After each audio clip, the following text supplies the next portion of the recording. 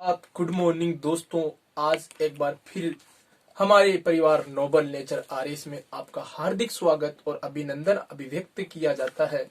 आज का motivation quote है दोस्तों, शंका का कोई इलाज नहीं, शंका का कोई इलाज नहीं, चरित्र का कोई प्रमाण नहीं, चरित्र का कोई प्रमाण नहीं, मौन से अच्छा कोई साधन नहीं, मौन से अच्छा कोई साधन नहीं, और शब्द से तीखा कोई बाण नहीं। दोस्तों, अगर आप लोग अपने जीवन में इन चीजों को खरा उतारने का प्रयास करोगे तो आप हमेशा अपनी लाइफ में एक अच्छी उन्नति की ओर अग्रसित होंगे। आज मैं एक नई वीडियो के साथ जुड़ा हूं और वो वीडियो है हमारा राष्ट्रीय आंदोलन का घटनाक्रम, जिसके अंतर्गत मैंने आपसे पहले 6 वीडियो ऑलरेडी अपलोड कर दिए हैं, जिनमें मैंने 1935 की भारत शासन अधिनियम से पूर्व घटित समस्त घटनाओं का एक सीक्वेंस में वर्णन किया है। और आज मैं 1935 के शासन अधिनियम से लेकर के 1942 के क्रिप्स मिशन तक की सारी घटनाओं का आपके सामने कुछ वर्णन प्रस्तुत करूंगा। अच्छा लगे दोस्तों, लाइक, सब्सक्राइब और कमेंट जरूर करना। दोस्तों, कमेंट बॉक्स में आप 1 जनवरी 2021 से कुछ संशोधन करने के लिए कमेंट कर सकते हो। जैसे आपको अगर कोई क्यूज चाहिए, लास्ट में आपको इसका रिवीजन चाहिए, या आपको कोई नए टॉपिक पर वीडियो बनाना चाहिए, उसके लिए आप अधिक से अधिक कमेंट बॉक्स में कमेंट करके बताएं। और दोस्तों, हमारे कमेंट बॉक्स में हमारे टेलीग्राम चैनल का लिंक दिया गया है, उसको सब्सक्राइब करके आप टेलीग्राम से भी जुड़ सकते हैं, जहां पर आपको इन समस्त वीडियो की पीडीएफ फाइल एक साथ मिल जाएगी। अंत में अब मैं स्टार्ट करता हूं दोस्तों, भारत शासन अधिनियम 1935। दोस्तों, अंग्रेजों के द्वारा सन 1858 से 58 के बाद जब महारानी विक्टोरिया के हाथ में भारत की राजगद्दी दे दी गई, उसके बाद में अंग्रेजी ब्रिटिश संसद के द्वारा भारत में कुछ भारत शासन बनाकर भेजे जाते थे। इनका समय समय पर हमने 1909 का पढ़ लिया है, जो प्रत्यक्ष निर्वाचन के लिए जाना जाता है पार्लियामेंटो सुधार। फिर हमने 1919 का पढ़ लिया है, जिसको जाना जाता है मोंटेस्क्यू स्पोर्ट सुधार अधिनियम। और आज हम पढ़ रहे हैं भारत का एक बहुत बड़ा शासन अधिनियम अंग्रेजों का। वह शासन अधिनियम था भारत शासन अधिनियम 1935, जो कि भारत के संविधान का एक मूलभूत ढांचा या आधारभूत ढांचा प्रस्तुत करता है। इसके द्वारा कुछ महत्वपूर्ण बातें इंगित की जाती है, जो आज भी हमारे कॉन्स्टिट्यूशन में डायरेक्ट लिखी गई है। ऐसा माना जाता है कि भारत का संविधान का अधिकांश पार्ट ब्रिटेन से लिया गया है, और ब्रिटेन में भी जो भारत शासन अधिनियम 1935 में प्रस्तुत किया गया, ये बहुत बड़ा अधिनियम था, जिसमें 95 धाराएं और 150 से अधिक अनुच्छेद थे। दोस्तों, यहां से हमने बहुत चीजें अडेप्ट करी है, जैसे कि भारत शासन अधिनियम 1935 के द्वारा हमने एक तो प्रांतीय स्वायत्तता। दोस्तों, जो प्रांतों में द्वैत शासन 1919 के शासन अधिनियम में स्टार्ट किया गया, उस 1919 के शासन के अधिनियम के प्रांतों से उसको ट्रांसफर करके केंद्र में कर दिया गया, केंद्र में द्वैत शासन लागू कर दिया गया। दोस्तों, एक इंपोर्टेंट सुधार तो सबसे बड़ा यही था कि केंद्र में द्वैत शासन लागू और विषयों का हस्तांतरित और आरक्षित में 2 भागों में बांट देना। हस्तांतरित विषय वे होते थे जो कभी गवर्नर के पास होते थे, तो कभी केंद्र के पास आ जाते थे, और कभी केंद्र से गवर्नर के पास चले जाते थे। जबकि आरक्षित विषय वे होते थे जो सिर्फ और सिर्फ गवर्नर जिसके ऊपर कानून बना सकता है, जिस पे ब्रिटिश पार्लियामेंट कानून बना सकती है। इसके अलावा हमारे भारत शासन अधिनियम 1935 में एक इंपोर्टेंट बात कही गई थी, भारत एक अखिल भारतीय संघ होगा। दोस्तों, ये इंपोर्टेंट फैक्ट है, बहुत बार प्री एग्जाम पूछा गया है, आईएएस का लो चाहे आरएस का लो। अखिल भारतीय संघ की बात सबसे पहले इस भारत शासन अधिनियम में बात की गई थी। दोस्तों, अखिल भारत संघ, ये हमने 1935 के भारत शासन अधिनियम से अडॉप्ट किया है। इसके अलावा हमने हमारे जो RBI reserve bank of India की स्थापना भी यंग हिल्टन कमेटी की सिफारिश पर और भारत शासन अधिनियम 1935 के तहत 1 अप्रैल 1935 को स्थापना होती है। इसकी 1 अप्रैल 1935 को स्थापना होती है आरबीआई की। Reserve bank of India Bharat में सरकार का बैंक कहलाता है, बैंकों का बैंक कहलाता है। रिजर्व बैंक ऑफ इंडिया की स्थापना यंग हिल्टन कमेटी की सिफारिश पर 1 अप्रैल 1935 को होती है। इसमें भारत शासन अधिनियम के तहत ही की जाती है। इसके अलावा भारत में एक फेडरल कोर्ट स्थापित किया जाता है, जिसको संघीय न्यायालय कहा जाता है। अमेरिका की कोर्ट को फेडरल कोर्ट आज भी कहा जाता है, कनाडा की कोर्ट को भी फेडरल कोर्ट आज भी कहा जाता है। लेकिन भारत जैसे आजाद होता है तो भारत की जो फेडरल कोर्ट या संघीय न्यायालय जो अंग्रेजों के वक्त था उसको 1950 के अंतर्गत सुप्रीम कोर्ट या एससी कर दिया जाता है। सुप्रीम कोर्ट की स्थापना 1950 में होती है दोस्तों। संघीय न्यायालय की स्थापना भारत शासन अधिनियम के तहत 1935 में की जाती है, जबकि भारत की सुप्रीम कोर्ट की स्थापना 24 जनवरी की जो अंतिम मीटिंग थी उसके तहत 28 जनवरी 1950 को भारत की सुप्रीम कोर्ट की स्थापना होती है। ये है 1935 के अंदर। और सुप्रीम कोर्ट एससी की स्थापना होती है 28 जनवरी 1950 को भारत में सुप्रीम कोर्ट की स्थापना होती है, जिसका मुख्यालय नई दिल्ली में है दोस्तों सुप्रीम कोर्ट का। और वर्तमान में इसका जो सीजेआई है, चीफ जस्टिस ऑफ इंडिया, वो है हमारे जस्टिस अरविंद बोबड़े। इसके बाद में बात करूं दोस्तों, इसके बाद में सबसे बड़ी घटना इसमें एक और बात कही गई थी कि प्रांतों को स्वायत्ता। प्रांतों की स्वायत्ता का मतलब था कि जो ब्रिटिश प्रांत थे, जो 11 थे उस समय, उनको स्वायत्ता दे दी गई। उन 11 प्रांतों को यह कहा गया कि आप अपने हिसाब से कोई भी संविधान बना सकते हो या विधानसभाओं का गठन कर सकते हो। इसी के तहत 1937 में भारत शासन अधिनियम 1935 के तहत 37 में चुनाव होते हैं और कांग्रेस भारी बहुमत से विजयी होती है। 11 में से 6 प्रांतों में कांग्रेस की सरकारों का गठन होता है दोस्तों। और 5 प्रांतों में 2 प्रांतों में मुस्लिम लीग बनाती है, एक बंगाल में कृषक प्रजा पार्टी बनाती है और पंजाब में यूनियनिस्ट पार्टी सरकार का गठन करती है। यूनियनिस्ट पार्टी पंजाब में थी और कृषक प्रजा पार्टी बंगाल में थी। इसके अलावा 2 जगह उत्तर पश्चिम सीमा प्रांत में खान अब्दुल गफ्फार खान के नेतृत्व में मुस्लिम लीग की पार्टी सरकार बनाती है। इसके अलावा महाराष्ट्र के अंदर लेबर पार्टी, जो कि अम्बेडकर की पार्टी थी, वो सरकार बनाती है। इसके अलावा 6 राज्यों में कांग्रेस की सत्ता आती है दोस्तों। इस वक्त कुछ जगहों पर जहां पर मुस्लिम लीग को जरूरत थी, वहां पर पंडित नेहरू ने चुनाव में गठजोड़ नहीं करके भारत विभाजन में एक अहम भूमिका निभाई थी दोस्तों। लेकिन जो 1937 में चुनाव हुए, ये 1939 तक रहे। 1939 की घटना पर हम थोड़ी देर में पढ़ेंगे, उससे पहले देख लो दोस्तों। 1938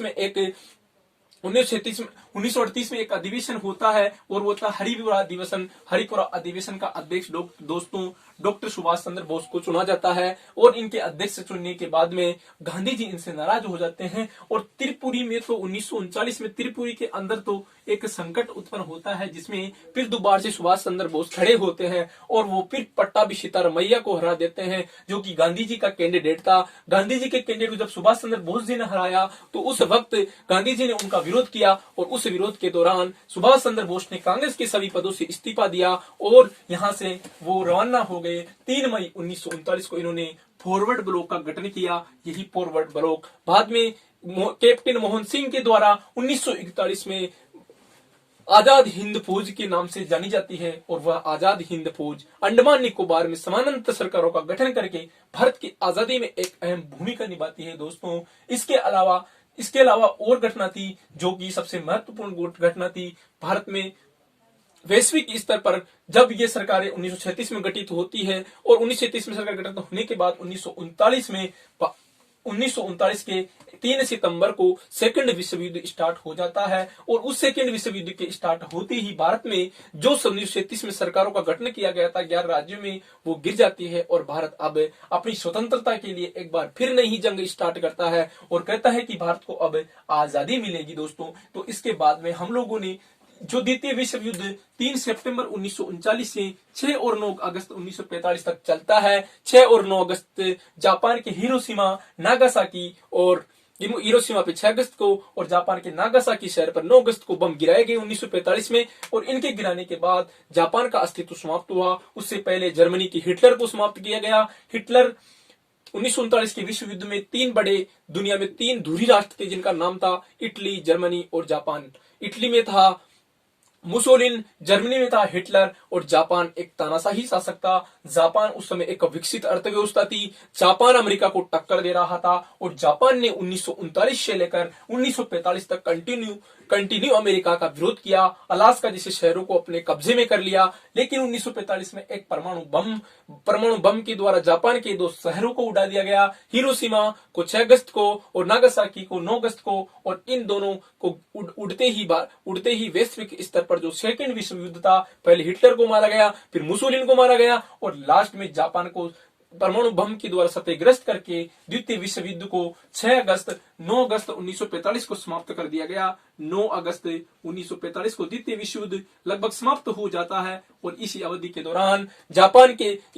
के दौरान रूस के स्टालिन, इसके अलावा अमेरिका के फ्रैंकलिन रूजवेल्ट और इसके अलावा ब्रिटेन के चर्चिल साहब 3 बड़े नेता थे जिन्होंने मिलकर के दुनिया को एक संगठन में पिरोया और वह संगठन था 24 अक्टूबर 1945 को, जिस संगठन का नाम है संयुक्त राष्ट्र संगठन। इस संगठन के द्वारा वैश्विक स्तर पर शांति व्यवस्था स्थापित करने और दुनिया को तीसरे विश्व युद्ध से बचाने के लिए कुछ कार्य किए। उन कार्यों के तहत हमें संयुक्त राष्ट्र संघ भी एक इंपोर्टेंट था जिसको हमने फर्स्ट वीडियो में पढ़ा था। इसके बाद में बात करें दोस्तों तो 1940 में कांग्रेस का एक अधिवेशन होता है और वह अधिवेशन होता है रामगढ़ बिहार में। दोस्तों इस अधिवेशन के तहत रामगढ़ बिहार में जो अधिवेशन होता है, इस अधिवेशन में कांग्रेस एक अगस्ता प्रस्ताव पास करवाने के लिए कहती है कि भारत को अब किसी भी हालत में एक डोमिनियन स्टेटस बनाया जाए और एक भारत के संविधान बनाने के लिए प्रतिनिधि सभा गठित की जाए।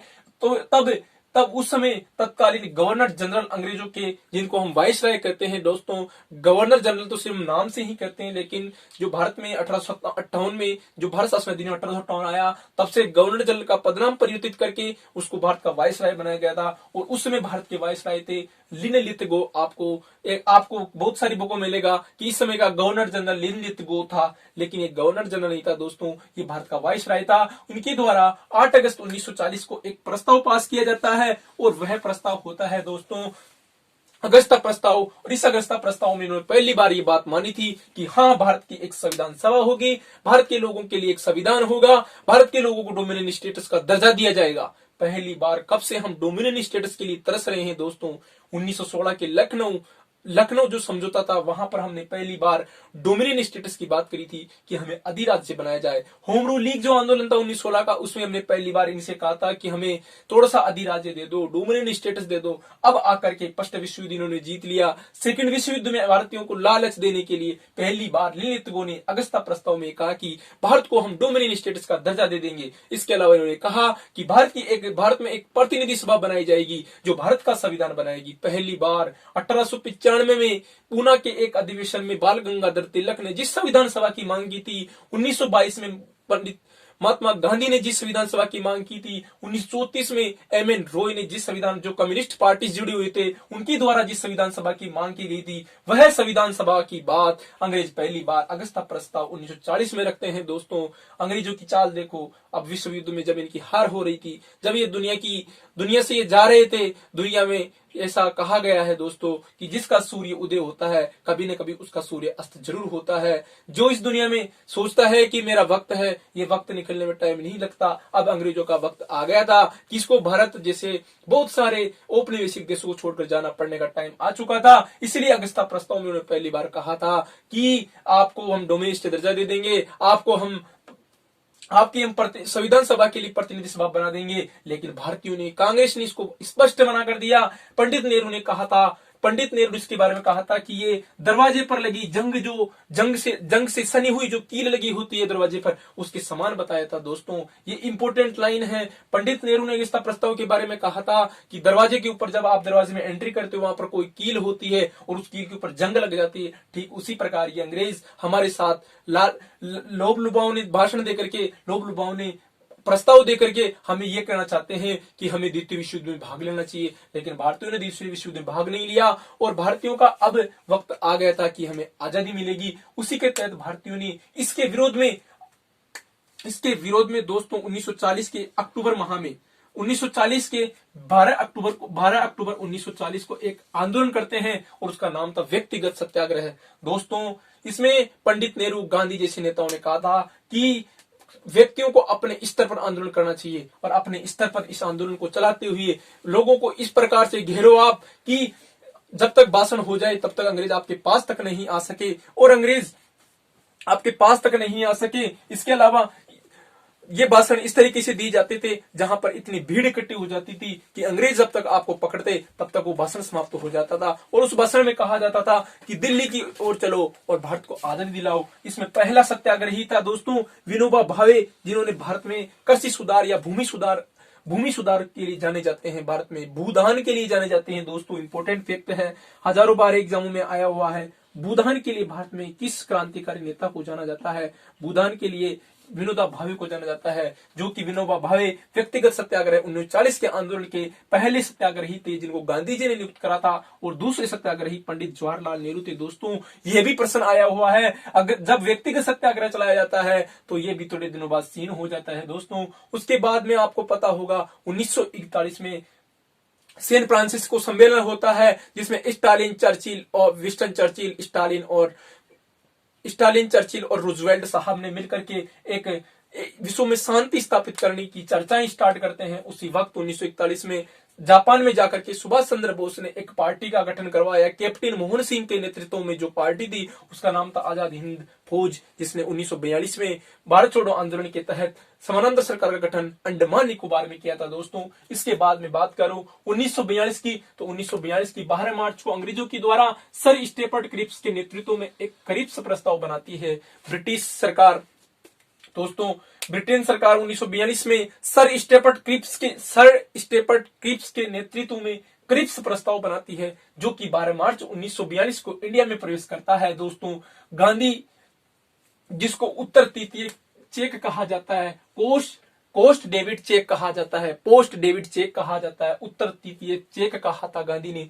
इसमें इन्होंने पहली बार फिर कहा दोबार कि भारत को एक डोमिनियन स्टेट बनाया जाएगा, भारतीयों की एक संविधान सभा बनाई जाएगी, भारतीयों को आजादी दी जाएगी, भारतीयों को अधिराज्य पूर्ण स्वतंत्रता की बात नहीं करते। दोस्तों अभी भी अंग्रेज अभी भी यही कर रहे हैं। 1942 के क्रिप्स मिशन में भी ये आईएएस प्री 2017 का क्वेश्चन था दोस्तों, कि क्रिप्स प्रस्ताव में भारत को किस प्रकार का दर्जा दिया था अंग्रेजों ने। वहां पर पूर्ण स्वराज्य भी आया था, वहां पर पूर्ण स्वतंत्रता भी आई थी, वहां पर एक ऑप्शन ये था कि भारत को अधिराज्य बनाया गया था, और एक ये भी था कि भारत को डोमिनियन स्टेटस बनाया जाएगा। तो दोस्तों डोमिनियन स्टेटस या अधिराज्य का दर्जा क्रिप्स मिशन 1942 के द्वारा भारतीयों को दिया गया, जिसको गांधी ने उत्तर तृतीय चेक कहा है। इसके अलावा फिर इसके विरोध में दोस्तों भारतीयों ने भारत छोड़ो आंदोलन स्टार्ट किया। गांधी जी ने एक भाषण देते हुए ये कहा था 8 अगस्त 1942 को कि अब वह वक्त आ गया है जब हमें आजादी के लिए अंतिम लड़ाई लड़नी होगी, और अपने स्तर पर लड़ना होगा, क्योंकि अंग्रेज जैसे ही हम आंदोलन स्टार्ट करेंगे, और अब वही स्थिति आ गई जब करो या मरो की स्थिति आ गई। और इस आंदोलन में गांधी जी ने करो या मरो का नारा दिया था, और कहा था आधी रात्रि को जब 8 अगस्त की आधी रात्रि को इनका सम्मेलन चल रहा था बंबई में, उस वक्त गांधी जी ने कहा था कि अब वो समय आ गया जब किसान को खेती नहीं करनी चाहिए, और सैनिक को सेना की चौकसी नहीं करनी चाहिए, और जो अपना व्यवसाय उसको छोड़ करके अंतिम रूप से भारत को आजादी दिलाने के लिए करो या मरो की स्थिति आ जानी चाहिए। इसी को ध्यान में रखते हुए 9 अगस्त 1942 को भारत छोड़ो आंदोलन बंबई के ग्वालियर टैंक से स्टार्ट होता है। दोस्तों बंबई के ग्वालियर टैंक से स्टार्ट होता है, जहां पर 14 अगस्त 1942 को इसको मीटिंग में घोषणा की जाती है। इसकी घोषणा 14 जुलाई 1942 को की गई थी, और 8 अगस्त 1942 को इसकी अंतिम बैठक होती है, और 9 अगस्त को 1942 को भारत छोड़ो आंदोलन स्टार्ट हो जाता है। दोस्तों ये 3 तिथियां इंपॉर्टेंट है। जैसे ही आंदोलन स्टार्ट होता है अंग्रेज वहां पहुंच जाते हैं, और गांधी जी, भूलाभाई देसाई, इसके अलावा सरोजिनी नायडू, महात्मा गांधी, भूलाभाई देसाई, सरोजिनी नायडू, कस्तूरबा गांधी आदि लोगों को ये लोग पूना की आगा खा पैलेस में बंद कर देते हैं। पूना में एक जेल थी आगा खा पैलेस, उस जेल में बंद कर देते हैं। इसके अलावा कुछ लोग जैसे पंडित जवाहरलाल नेहरू, पट्टाभी सीतारमैया, जेपी कृपलानी आदि लोगों को ये बंबई की एक जेल थी जिसका अहमदनगर किला था, जिसका अहमदनगर किले का निर्माण शिवाजी ने किया था। उस अहमदनगर किले के अंदर जेल में, अहमदनगर किले की जेल में इनको रखा जाता है। इसके बाद में जो भारत छोड़ो आंदोलन था, ये इसके अंतर्गत कुछ समानांतर सरकारों का गठन किया जाता है। समानांतर सरकारों के तहत पहली समानांतर सरकार बलिया जिला जो उत्तर प्रदेश में है वर्तमान में, उस समय के मध्य प्रांत में था। यहाँ पर एक समानांतर सरकार का गठन किया जाता है। चित्तू पांडे के नेतृत्व में समानांतर सरकार का गठन बलिया जिला वर्तमान में उत्तर प्रदेश में, और उस समय के मध्य प्रांत में समानांतर सरकार का गठन किया जाता है। इसके अलावा सतारा महाराष्ट्र में है। सतारा महाराष्ट्र में भी पाटिल और वीपी चौहान और अच्युत अच्युत पटवर्धन, वाई चौहान एंड पाटिल के नेतृत्व में महाराष्ट्र के सतारा में समानांतर सरकार गठन किया जाता है। इसके अलावा मिदनापुर में मातंगी हजारा के द्वारा समानांतर सरकार गठन किया जाता है। मिदनापुर में मातंगी हजारा के द्वारा समानांतर सरकार गठन किया जाता है। इसके अलावा एक ओध रियासत थी, ओध रियासत में भी बाबा रामचंद्र के नेतृत्व में समानांतर सरकार का गठन किया जाता है। ओध रियासत में भी बाबा रामचंद्र के नेतृत्व में समानांतर सरकार गठन किया जाता है। दोस्तों, भारत छोड़ो आंदोलन के बाद में बहुत जगह पर समानांतर सरकारें बनती हैं। समानांतर सरकारों में आपको याद रखना सबसे इंपॉर्टेंट रहेगा, बलिया जिले में की थी चित्तू पांडे ने, इसके अलावा सतारा में की थी, एक तो पाटिल साहब थे, वाई चौहान थे, और एक इसके अलावा पटवर्धन थे, अच्युत पटवर्धन। इसके अलावा ओध रियासत में भी सरकार बनी थी समानांतर, इसको बाबा रामचंद्र ने बनाया था। इसके अलावा मिदनापुर में बनी थी, मिदनापुर में मातंगी हजारा ने बनाया था। इसके अलावा सुभाष चंद्र बोस को आपको पता ही होगा, जो मैंने बहुत बार बताया है, सुभाष चंद्र बोस ने समानांतर सरकार अंडमान निकोबार में बनाई थी और भारत की आजादी में एक अहम भूमिका निभाई थी। इस प्रकार दोस्तों, मैंने आज 1942 के भारत छोड़ो आंदोलन तक का सफर पूरा करा है। एक या दो वीडियो में आपको हम आजाद करवा देंगे, और जो जितने कंटेंट था 1885 से लेकर 1947 तक का, वो एक सीक्वेंस में प्रस्तुत करने का प्रयास किया है। दोस्तों, इस चैनल का वीडियो और पीडीएफ प्राप्त करने के लिए इसके डिस्क्रिप्शन बॉक्स में जाइए और वहां पर कमेंट भी कीजिए। दोस्तों, 1 तारीख से कुछ नया आपके लिए आने वाला है, आप उसके लिए सजेस्ट कर सकते हो। आपको क्वेश्चन चाहिए, आपको कोई क्योर चाहिए, आपको रिवीजन चाहिए, जो भी आपको चाहिए आप कमेंट बॉक्स में लिख सकते हो। दोस्तों, 1 तारीख तक आपके लिए कमेंट बॉक्स खुला पड़ा है, वहां पर हमारा जो चैनल है, लिंक है टेलीग्राम का, उसको भी ज्वाइन करें। इसके अलावा अंत में यही कहूंगा दोस्तों, जिस देश में और जिस प्रकृति में आप रहते हो उस प्रकृति का संरक्षण करें। जय हिंद, जय भारत।